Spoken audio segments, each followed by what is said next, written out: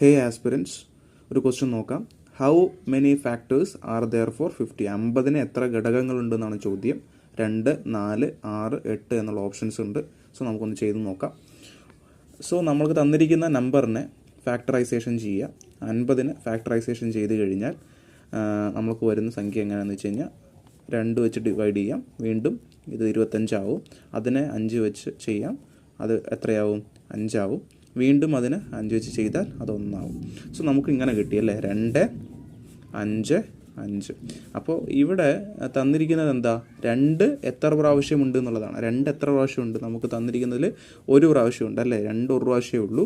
5 2 പ്രാവശ്യമുണ്ട്. 5 എത്ര പ്രാവശ്യമുണ്ട്? 2 പ്രാവശ്യമുണ്ട്. അപ്പോൾ 2:1 ഇൻറ്റു 5:2 എന്ന് നമുക്ക് മനസ്സിലായില്ലേ? അപ്പോൾ 1-ൻ്റെ കൂടെ 1-ൻ്റെ പവർ ഇതാണല്ലോ, എത്ര പ്രാവശ്യമാണ് എന്ന് കണക്കാക്കുന്നതാണല്ലോ അത്. സോ ഒരു പവറിൻ്റെ കൂടെ നമ്മൾ 1 കൂട്ടി എഴുതുക. പവറിൻ്റെ കൂടെ 1 കൂട്ടി എഴുതുക.